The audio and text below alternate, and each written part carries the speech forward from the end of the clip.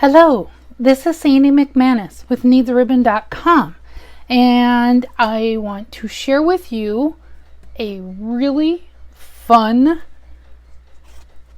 card holder that I came up with the other day. This, and I did not put any in here, but this card holder will hold 10 to 12 cards and envelopes on each side. And I have not finished mine because I want to get this out to you. I will share the finished ones when I'm done. There's 3 types of closures, actually 2 really, that you can do for this, and I'm just going to keep showing it to you. It looks like a book. It's a book of cards. And so there's the ribbon type closure, and there is a Velcro or magnetic closure. So really 2 basic closures, but you could put, I have Velcro on mine, or you could do a magnetic clasp if you have any. I just don't have any that will suit this because mine are all very big. So that being said, again, I will share eventually the decorated ones at the end of the video with instructions and the measurement sheet and all of that. But so yeah, let's take a look at it. So this is all done from one 8.5 by 11 or A4 size sheet of cardstock. This was part of the beauty of this. 1 sheet of DSP, 1 sheet of cardstock, DSP being 12 by 12 in this case. And it's just so easy, you guys. It's just so easy. And I thought with the season of giving coming up, and well, really for any time, if you want to give someone cards, this would be slick. So let's get started. So you're going to need your trimmer. You're going to need some glue or tear and tape or whatever your adhesive of choice is. In my case, mine's the green glue, and scissors. That's really all the tools you need for this, and plus whatever type of closure you want. For mine that I'm going to be sharing with you today, we'll be doing Velcro. So let's go ahead and get started. Here is the basic measurements. This is looking at it from the outside. And it's 2 inches wide by 5 3/4. So a standard card is 5.5 inches. This is a little bit bigger. And here's the inside measurements and all of that. Again, I will have a better version. I already have a better version, which I will share at the end. So you can pause and write that down. And there we go. So let's go ahead. So I've got this paper, and that's my 12 by 12 that paper I'm going to be using, and it has this pretty stuff on the other side. And one thing to be mindful of is directional patterns. In this case, there is a directional pattern. With this one, there was not. With this one, there is. So just be mindful of that when we get to cutting that. And I still and I'm going to do mine. So there's also 2 versions. Let me explain that. So one version is just the DSP and the cardstock sheet, the A4 cardstock. The other one has the layers. And we're going to do ours in the layers. And again, instructions will be at the end, and I'll walk through them as we get through too. But basically the measurements are the same for the cardstock here and the DSP here, and then you just shrink everything for the next layer. And again, those will all be widely available information. So I still hadn't decided what. Wow, I think I'm going to use this as my base. Plus, it'll be interesting to see because I did white cardstock for all of mine. The white cardstock is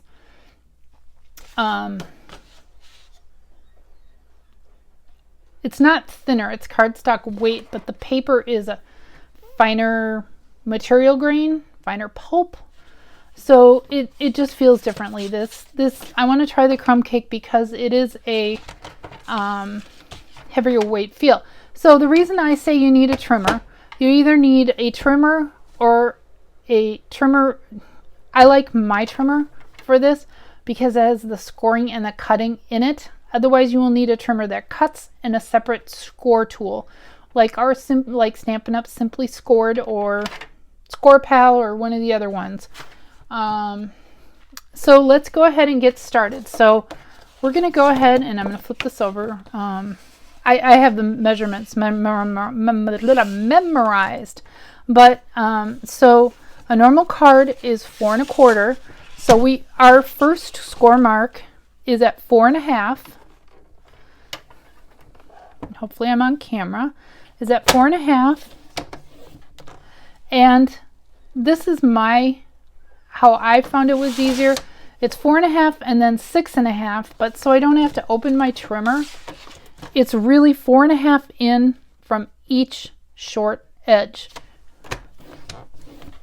And then that forms, and it's going to be hard to see, which it forms a 2-inch bay there. So that's those measurements. The next measurements are these, and I actually, rather than work top to bottom, I found it was easier to work bottom to top, and the reason being is, again, so you don't have to expand your trimmer. So just pick whatever is, and I do not recommend, in fact, I'm going to say no DSP for your base on this. It's just not strong enough. Even no matter how much you shore it up, it's going to get banged up in no time. So why I say work from bottom to top on this is so you don't have to extend the arm of the trimmer. So your first measurement will be at 1 3/4. Make sure you're using the score part of your trimmer, and then 2 3/4. And you can see I'm already almost done with this. So 1 3/4 and then 2 3/4, and that forms a 1-inch. So ends up being 2 inches wide. That forms that 1-inch tray. That's the word, tray. That and I don't need this for the time being. Forms a 1-inch tray for however many cards. You might be able to fit more, but why squish them? And then you're going to squish your whole project. So the next step we need to do, and again, hopefully you can see, we need to remove all this. In the 2-inch, we need the bookbinding side, but we don't need the rest of this. So we're just going to go ahead and follow up our score line. And you can use your trimmer for this if you're that handy with it, but we're cutting it away. It really, bigger scissors might be better for this, but I grab my snips. Scissors are scissors. So you see how we have to trim that away. And then I want to make sure I'm going to burnish that score line because I need to cut this away. And again, I did my first one. I did this all on the trimmer. Either way works. You don't really need this unless you want to save it for something. So next up, we need to trim our flaps. And my sample, they're not done very accurately, but I've got a tip for you. So you can do this using your trimmer if you're pretty creative. And I found that I liked doing the trimmer method because it was far more accurate. So if you want to make sure you're following just this 1 3/4 score line, and you're going to place your junction there where the score line and the edge of the paper meet, and then you're going to bring that tip out to the 1/4 inch mark on your trimmer. Sorry about the break in video. My video stopped recording.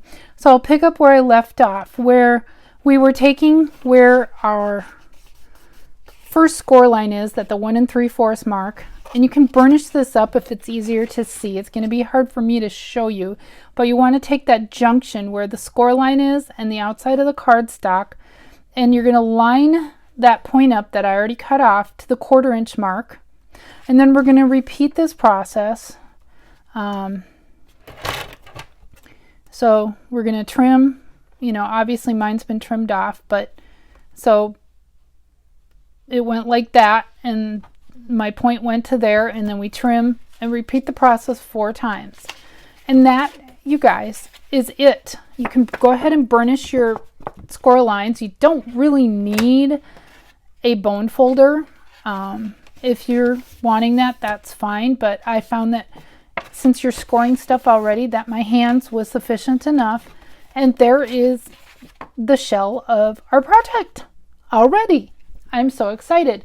So unfortunately, because I only have 1 sheet of this cardstock and my video cut off, we'll have to kind of fake it till we make it. So because, I'm jumping ahead because I got all thrown off. So the next step we want to cut, I'm going to do, and that was one thing I was showing. Okay, so I did the crumb cake base for my project. This is my paper. This is from the Abigail Rose paper, in case you really need to know.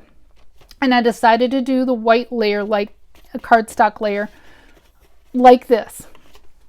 So we went ahead and started cutting that. And so and again, the measurements will be at the end. This layer, the cardstock layer, is basically a card front. It's to the size of a card, so that makes it really easy. So we need 5.5 by 4.25, and those are our 2 layers for the front and back. Again, decorating the back is optional. I'm going to do a layer for this, and so our book is 2 inches thick, so we need to go 1 3/4 by, bring this down so you can see, by 5.5, because don't forget our project is, why is it off a little bit? Oh well. Our project is 5 3/4 tall. So those are our layers for that. And I'm going to show you how to, we'll talk about the ribbon closure when we get to that point. I didn't feel to do it in the video because I'd have to do 2, and that just seemed like that was just a videographer's choice. So we're going to go ahead and make the flap closure. So to make your flap, you need the rest of your, so again, we need 1 sheet of cardstock for the base, 1 12 by 12 sheet for the layers, and an additional sheet of coordinating cardstock if we're going to layer like this project did. And this one did not. Both are good. Both are just fine. I need to decorate them, but both are fine. I just felt that that gives it a little bit more substance, depending on how, if you're shipping, depending on what your end use is. So to make the closure, it's 2 inches by 4.5. So 2, and I don't need that anymore, by 4.5. And again, save that if you want. And we're going to score this at 1.5. And again, the instructions, make sure you get the scoring one. I am hanging up on something there. 1.5 and 3.5. Not there. There I am. 3.5. And what that is going to give us is a 1 inch flap to hide here for security. 1 inch is good. The 2 inch width that the project is, and then a 1.5 inch long flap. And again, I can't cut now because my video cut off. That is unfortunate, and now I've lost some pieces. Oh my goodness. There they are. They were hiding all along. I guess I don't need that. There. so I'm all got pieces flying all over the place. So I'm not going to round my corners in this video, but now would be a time I freehand cut mine in this one. If you have a corner rounder punch, good for you. I did not, so I freehand cut. And so if you're going to layer, again, measurements will be at the end. You want to cut a piece of cardstock to 1 3/4, since this is 2-inch, 1 3/4, and to about 4 1/2, 4 1/4. Mine's cut to 4 1/4. See, my piece is 4 1/2. It's cut to 4 1/4. Do not score if you're going to put a top layer of either cardstock or DSP pattern paper on here. Do not, I repeat that, do not score that. Here is why. Because when you, and I had a lesson learned from me, so you don't want to glue this down either. We'll get to that, but you can go ahead and put a little adhesive, let's say that's the front. Put a little adhesive there, then bend, or just pre-bend it like this. Bend and then bend, because that cardstock moves and stretches because of the thickness of them. My score lines did not line up at all, and it was kind of a mess. So that is my tip. If you're going to cut a layer of whatever it is, bend it with your flap, and then you can, now I can adhere it safely. Excuse me, I'm sorry. So we are done with that. I'm not going to round the corners on this one. Again, that way I have multiple different ways to show you. So these are our pieces. Here is our base. Now we need to cut our pattern paper, because I'm doing all those layers on this one. And unfortunately, because my video cut off, now I'm double checking it every minute. I can't repeat the process because I only have this sheet, but I can walk you through. So what we're going to do is we're going to cut our DSP. We'll fake it. We'll fake it. We'll fake it. So we're basically making a card layer. So we're going to cut that to 5 1/4. And we can go ahead and slice that all the way across. So go ahead and 5 1/4 that, and I'm going to put this aside for now. And then we're going to trim that to 4. And this is one thing. So what I've done on both my projects, and again, this was just a personal choice of mine, is I cut them 4, 1 3/4, and 4. So the paper literally wraps as if it were cut from, it is cut from one piece, rather than rotate or anything. So it has a more seamless look. I did this with this directional paper, and that's something else you need to pay attention to, is the directionality of your paper. It didn't quite visually work out quite the way, but you can see that where the stripes did line up. But because I have cardstock in there, it isn't quite as seamless as if I were making a triptych, but you get the general idea. So I'm going to go ahead and do that. Again, you don't have to put an extra layer there. That is personal. So you cut the 1 to 4, then we're going to cut to 1 1/2, because our book is 2 inches wide. Our first layer is 1 3/4. Now this one needs to be 1 1/2. I need my cutting guide, people. It's way up here. And see how this is going to seam together just flawlessly. And then another 4 inches. Do not get rid of this. We can use this. So that is it for that. Now, what about the inside? I use the back side of my stripe paper. I'm going to use the back side of this also, but I'm not sure if I want my stripes running horizontal or vertical. That is a question an answer to be solved, isn't it? I like the vertical look. So we'll do that. So because we are not layering, this will be 5 1/4. So we'll cut it to 5 1/4.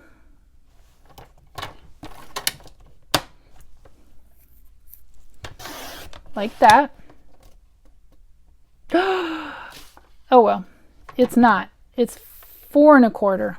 Goodness, I got the wrong quarter. That's okay. We can make use of these. 4 1/4. I had the right idea. That's okay.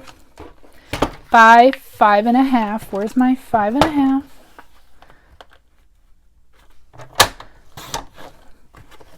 And another one by 5 1/2. And this is okay. This is going to work out just fine. We'll set aside our scraps. So these are, if you're following along, are right here. And I just need to cut a 1 3/4 inch by 5 1/2 inch stripey piece. Maybe this is 1 3/4. Not quite. That would only be too wonderful if it was. I will cut it out of. No, our stripes are going to go the wrong way. You know what? We're going to do, that's just too narrow visually. Okay, that's okay. We're going to put the flowers on the inside too. So it needs to be 1 3/4, and hopefully this is 5 1/2. Nope, it's not going to quite work because I messed up my cutting. But that's okay. We're good. We're good.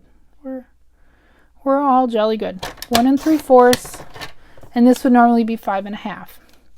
So that's our layers there. I did not feel you needed to line this because it's not going to be visually really shown. For this one, I just took the extra that I had of the stripe and just trimmed it down. For this one, I used the back side of the paper, but I did cut it to proper dimensions. So that would be, our flap is 1 3/4. I gotta not mix this up. So our flap is 1 3/4. I'm going to use the stripes running, yes, horizontal. So our stripe are 1 3/4. So we need 1 1/2, and that's okay. Oh, perfect. So we need 1 1/2 by. If we want to truly layer, it would be 1 1/2 by 4 1/4. And we'll need 2 of those by 4 1/4. Now I'm going to put aside all my little extra pieces so I don't get confused here. And I'm going to go ahead and just right now, while I'm thinking of it, I'm going to trim. So I'm going to take that point, put it in my thing. I want my flaps to match, but I need to make sure, yep, I want to make sure that my cuts are going in the proper direction. You know what, it's easier. Yeah, we need to make it go in, so it's just easier to do like that.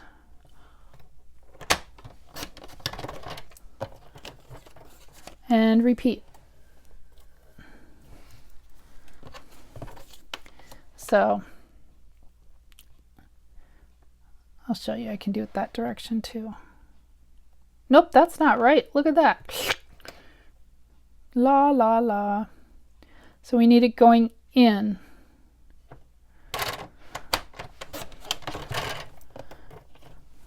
And this is why I freehand cut my first one, and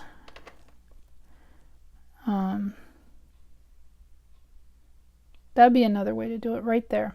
Put that. Nope, that's not going in the right direction. Do you see that? So yep, put that point, and we'll line it up. Hold firmly and cut. So we are all done with, really, except for decorating, with our cutting and trimming. Now, bringing this one in and bringing in, so you can kind of see, I'm calling this my outside because of the way I have this. So these are my inside pieces, I need to make sure I grab my outside pieces. And the first thing I'm going to do is I'm going to glue my 2 layers together for my front and my back. And I can go ahead and glue my spine.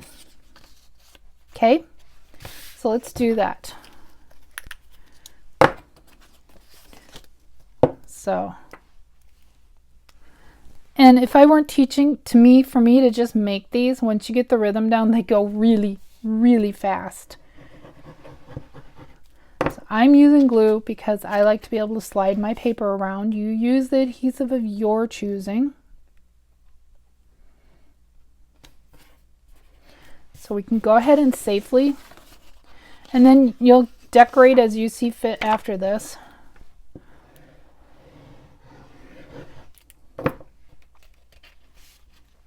And this is one side. I'll line them up before I adhere them. And this is another side.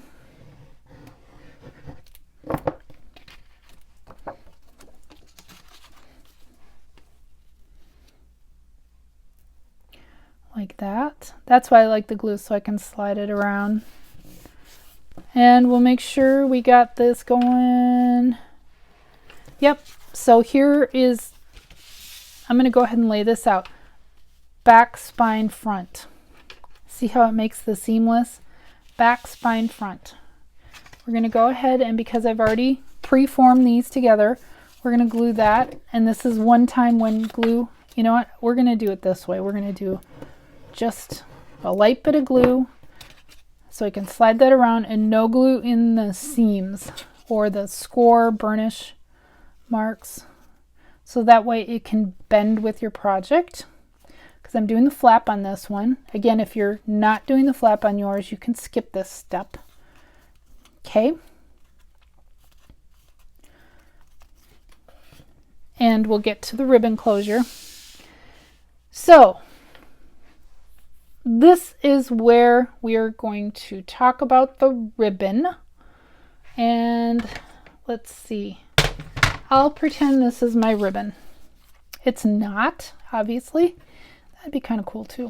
But I'll pretend this is my ribbon. And so what we want to do is we want to take and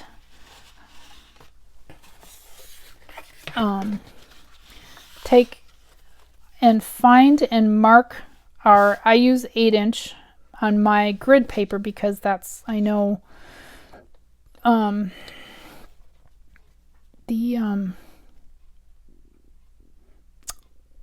use that as my midpoint because it's got that strong line. So we want to take, and this is where we would mark with a pencil.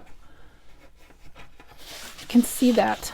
We want to take and mark with a pencil our midpoint of our card front, of our project, on either side. So here, and then over on the other side. And this is the area where you will not glue. You can glue. You could even attach your ribbon with tear and tape if you wanted, but I suggest to leave it just freeform so it bends with the project rather than adhere. Because if you, it just makes it easier, I found, in having done other stuff like this. So this would be the point where we've marked where the center is, top to bottom on our project, both sides. We know our ribbon will be in that invisible line. And when we go to glue, let's start with the front. We go to glue that, we're going to bypass any glue in that zone, or tape, or whatever you're using to adhere. You don't want any glue in that zone, and I'm going to just do it that way so you understand, because it's still going to hold just fine. And we're going to go ahead and not slide that around a whole lot, a little bit, but we want to make sure we don't get glue, because we're going to leave that ribbon, and you need about 27 inches, 28 inches of ribbon. That's more than long enough to be able to tie a decent bow and have some play. So there's that. And see, I can even do that. And now we need to glue our bookbinding edge. And again, we want to bypass that middle section. Mark it up all you want, whatever is going to be easier for you. But I just found that doing the edges and laying my ribbon, because I'm going to lay my ribbon right now, rather than have to try and feed it later. And I'm going to pull it so I can get it out. Actually, it looks kind of pretty. Again, so we want to bypass that middle section if we're doing the ribbon method. But we're not on this one, and I'm glad I paused. And that's okay. I'm good. So I've attached these. This is when, so I'm going to pull my fake ribbon out. And this is when we're going to change over to the flap instructions. So we still need to mark the one edge. And it's the 1 inch, so this is 4.5, remember. This is going to be around the front. So this piece needs to be on the back, and that follows the width of the book. I'm calling it a book. So I need to figure out where my middle is again. Let's bring it over here so you can see what I'm doing. So I know I go to whatever 1/8 inch in from the 11 and the 5. And so my 8 is my middle. And I'm going to put that, make sure we are really on camera. I'm going to put that my midpoint. And it's 2, so it'll go at the 1/2 inch kind of marks. And I'm going to go ahead and I should just mark. I don't have anything to mark. That was dumb. Yes, we do. So this is our project. Here is our middle. And this is our thing is going to go here and here. Pencil can be erased. So we're going to go, so you get that. And we want to make sure we go in far enough. I'm going to go ahead and lift that. And I want to shimmy that in a little bit more. And I'm going to make sure my pencil marks aren't showing. So that is the center, and then that's going to come and wrap around like that. That may need to be burnished a little bit. Those 2 thick layers. So now this is where we're diverting again, kind of from the ribbon, kind of not. I'm going to make sure our directions are all facing correct on our DSP. And my glue is starting to dry, so I don't have really any shimmy room on this. That's okay. And now we're covering up our flap. So again, I can't now, but I could feed it part way, my ribbon, if you need that visual. Like that, blah, blah, blah. So either a ribbon or the flap closure. Okay. Now let's flip our project so the inside is up. So the inside is up like this. And now we're going to go ahead and finish. And our stripes are going to go all crazy directions, and that's okay. Because we have directional paper, it's the nature of the beast. We could do it that way. No, we can't because they're upside down now. Okay, it's okay. Again, pay attention to the directionality of your paper.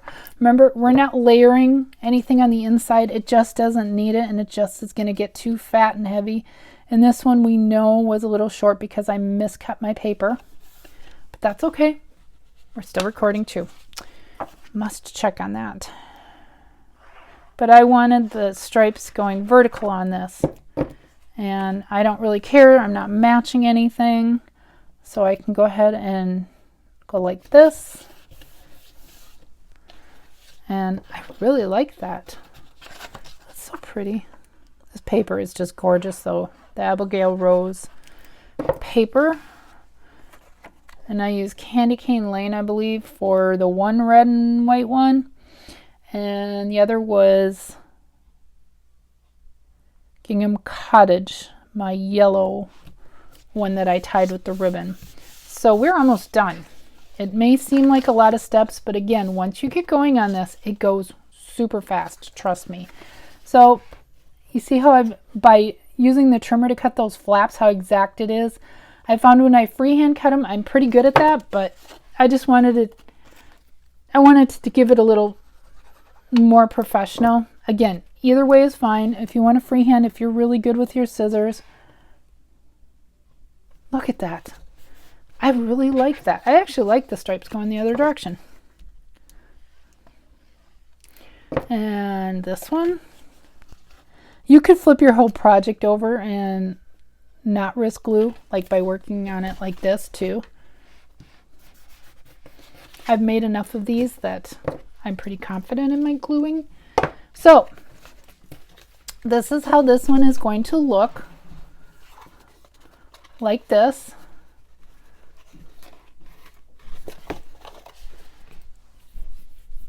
And we're going to go ahead and I'm going to Velcro closure this. Again, I don't have any of the mini magnet closures, but that's okay. So I'm going to go ahead and put this. I put the hook and loop side. I got to remember how I did this. It attaches under here. Yes, I put the hook and loop side to this. Is that right?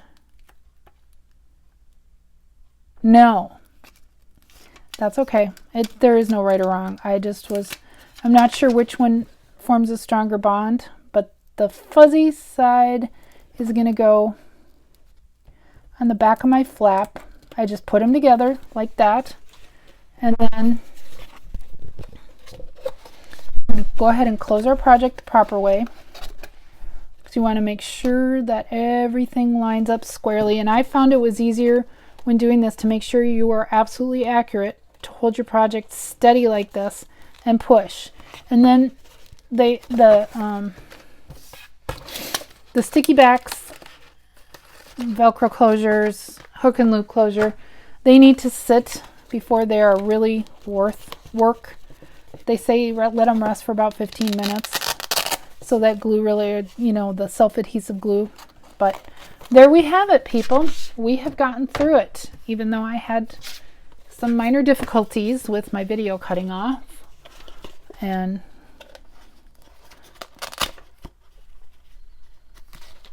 we have this one, and then the ribbon closure one without as many layers. They're all beautiful. I'm really and stay tuned at the end. Again, this is Sandy with needsaribbon.com. Stay tuned at the end. There will be some instructions and measurements and all the stuff you need to complete this project. You may pause the video to get that information noted. And I appreciate you tuning in. Thank you.